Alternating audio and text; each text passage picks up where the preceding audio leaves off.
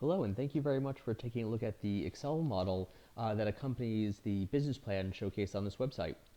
Very quickly, I'm just going to walk through the Excel model. It's very easy to use, and it's a question and answer based system. So once you answer these questions, everything regarding your organization will be updated completely throughout the document. Very quickly, it starts with how much money you're looking to raise, whether it's going to come from investors or a bank loan or a combination of both. Especially as it relates to self-storage facilities, usually a down payment is made and then debt capital is acquired. However, you can adjust this completely. If you're just looking to raise money for investors, you can simply just enter 0 here and put the full amount there, and everything else will automatically update. In regards to sales and revenues, this document assumes that you'll have 800 units at $75 a month, within years 2 and 3 an occupancy rate of 91%. And in years 1 through 12, you can adjust the quarterly anticipated occupancy rate here. Very quickly, let me just show you the yearly sales tab. And as you can see, the storage rental fees are calculated directly from that question on that tab.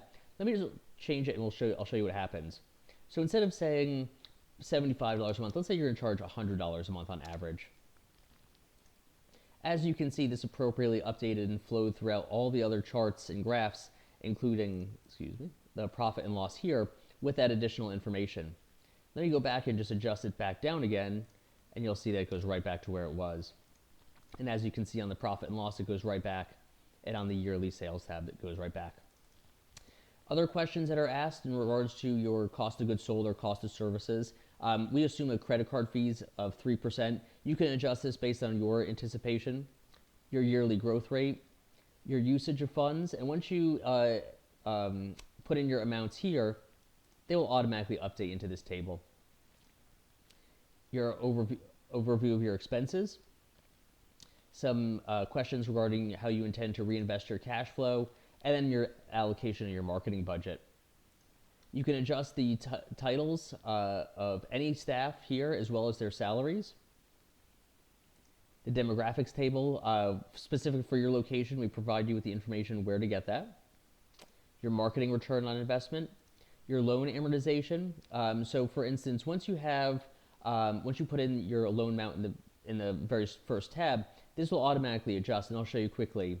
Instead of looking to raise capital for over a 25-year period, let's change it to 30.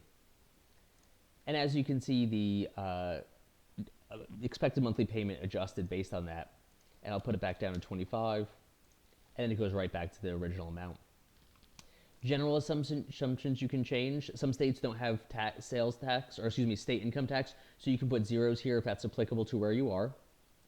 You can do an override and adjust the monthly anticipated revenues as you see fit.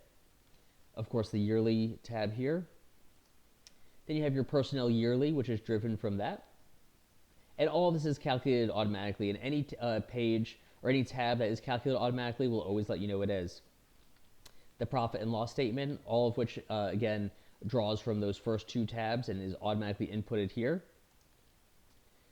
In year 1, we break down the revenue monthly, the profit and loss monthly. Quarterly for year 2, quarterly for year 3, and this is automatically calculated. Your cash flow analysis, which is automatically calculated as well.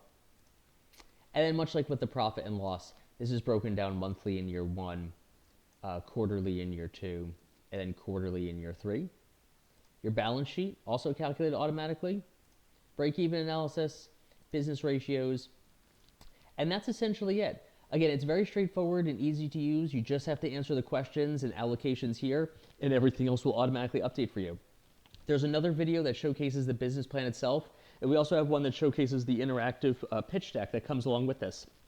Beyond those 3 documents, there are also 3 SWOT analysis templates, a standalone marketing plan, as well as a number of other supporting documents that you can use when developing a business plan specific for your storage facility. Thank you very much for taking a look.